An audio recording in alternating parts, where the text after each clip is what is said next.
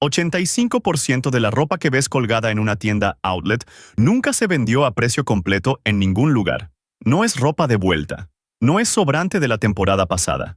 Se fabricó específicamente para esa percha, para esa tienda, con esa calidad, y el número tachado en la etiqueta es un precio que jamás tuvo. Ese número no es un error. Es un producto. Las marcas lo diseñan, lo imprimen y te lo venden junto con la camisa y les cuesta casi nada fabricarlo. El outlet no es donde una marca deshace lo que no pudo vender. Para la mayoría de las grandes marcas, es una línea de producción separada con un margen separado. El descuento por el que manejaste una hora para conseguirlo se decidió en una hoja de cálculo antes de que se cortara la tela. Un jacket en el outlet dice $189, con una línea cruzada, y abajo $79. Sales sintiéndote $110 más rico. Pero si esa campera se fabricó desde el principio para venderse a $79, y así fue, entonces tu descuento es cero. No ahorraste $110. Pagaste el precio completo de una prenda que fue diseñada hacia abajo para llegar a ese número. Y ahora viene la parte que debería molestarte más. La campera de $79 muchas veces tiene un margen de ganancia más amplio que la de $200 del shopping. La tienda que está disfrazada de bin de liquidación es una de las líneas más rentables del negocio. Alguien está financiando ese margen, y es la persona que cree que se está saliendo con la suya. El truco empezó siendo honesto. En los años 70, en los pueblos textiles del este de Pensilvania, las fábricas de ropa abrían pequeñas tiendas junto al muelle de carga y vendían lo que no habían podido enviar. Piezas con fallas, irregulares, un suéter con un punto caído, una camisa teñida un poco fuera de tono. La tienda outlet de Vanity Fair, en Reading, se hizo tan famosa que la gente manejaba desde 3 estados distintos para ir, y Reading empezó a llamarse a sí misma la capital mundial del outlet. Todo en esas tiendas era real. Era mercadería real que genuinamente no había logrado llegar a una tienda real, vendida con pérdida real, por la gente que realmente la había fabricado. Después llegaron los desarrolladores, contaron los autos en el estacionamiento y se hicieron la pregunta obvia. ¿Y si construimos un centro comercial entero basado en esto? Aquí va lo que nadie planeó. Los errores no escalan. Una fábrica que funciona bien produce muy pocos segundos, y las que produce salen en tamaños al azar, colores al azar, cantidades al azar. No puedes abastecer 300 tiendas con accidentes. Cuando los centros outlet se expandieron por todo el país en los años 80 y 90, el canal necesitaba un flujo confiable de mercadería, con corridas completas de talles, llegando según un calendario. Y solo hay una forma de lograr eso: la fabricas a propósito. Entonces, las marcas armaron líneas secundarias: J. Crew Factory, Gap Factory, Banana Republic Factory, Brooks Brothers 346, Saks Off Fifth, Nordstrom Rack. Consultores minoristas que estudian el canal han estimado que hasta un 85% del inventario de los outlets ahora se fabrica directamente para el outlet, y en algunas cadenas la proporción de verdadero excedente de las tiendas insignia se reduce a casi nada. Entonces, ¿qué es exactamente lo que estás comprando? Aquí compras una prenda diseñada para llegar a un precio. Eso es una técnica real, con métodos reales, y cada uno de ellos es invisible a 1 metro de distancia. La tela se hace más delgada, así que el peso por metro cuadrado baja. La cantidad de puntadas por pulgada baja, que es la forma más rápida de abaratar una costura, y también la forma más rápida de que falle.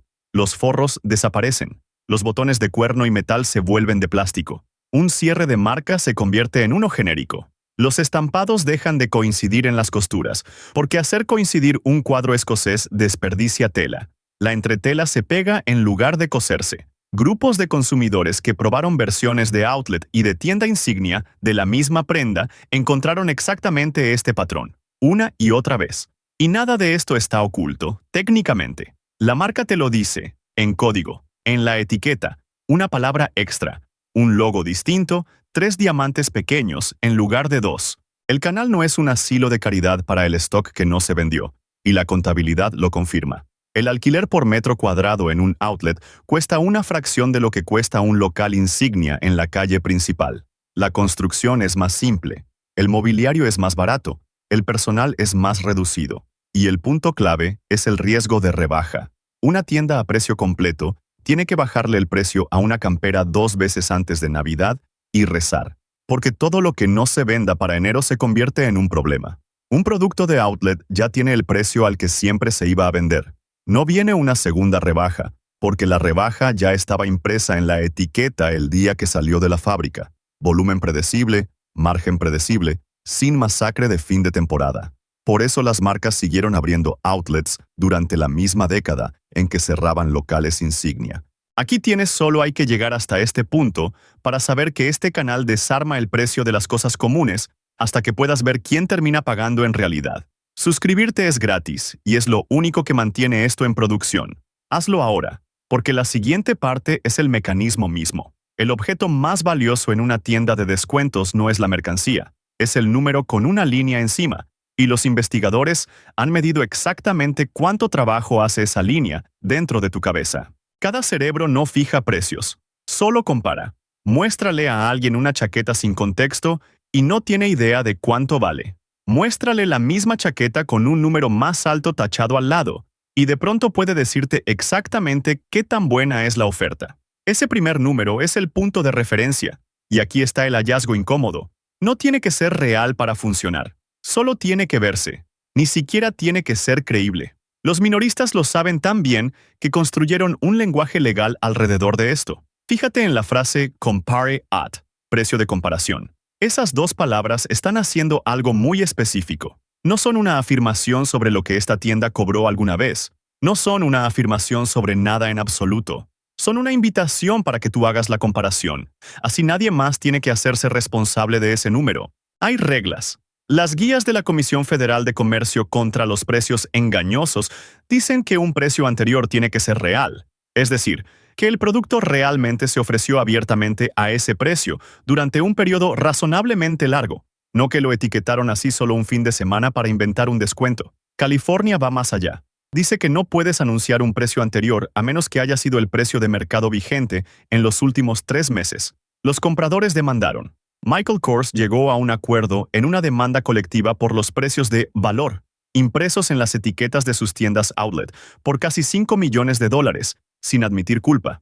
J.Crew, Gap y Nordstrom enfrentaron reclamos similares. En 2014, un grupo de senadores de Estados Unidos le pidió formalmente a la FTC que investigara los precios de las tiendas outlet. De ahí no salió ninguna norma. Los minoristas ajustaron la manera en que redactaban los precios.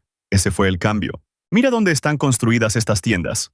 Outlet centers están a la orilla de la autopista, casi siempre a 1 hora de la tienda insignia más cercana. Y la explicación oficial es la canibalización. Mantener la versión barata lo suficientemente lejos para que no le coma ventas a la cara. Cierto. Pero la distancia cumple una segunda función que nadie anuncia. Te hace comprometerte antes de comprar. Ya gastaste un tanque de gasolina y un sábado entero. Recogiste el librito de cupones en el mostrador de información al entrar.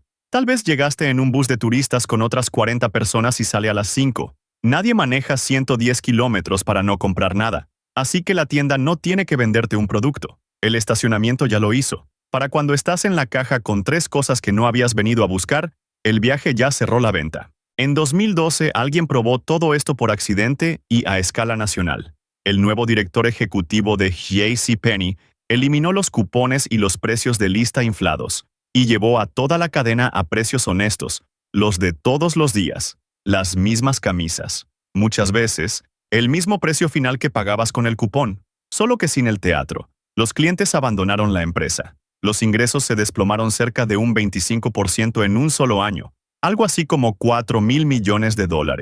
Y para abril de 2013 ya lo habían despedido. Su reemplazo trajo de vuelta los números tachados en cuestión de semanas, y el tráfico volvió con ellos. La misma camisa, los mismos $12, impresos de 2 formas distintas. Una versión se vendía y la otra no. Aquí tienes el precio de la cosa bien calculado, a lo largo de toda su vida útil. Un abrigo de marca a $200 que usas 5 inviernos, te sale en $40 por invierno. Uno de outlet a 79 que se pilla, pierde un botón y se deforma para febrero te cuesta $79 por una sola temporada, más el viaje, más el reemplazo. Eso no es un ahorro, es una suscripción. Y por debajo hay un costo más lento todavía.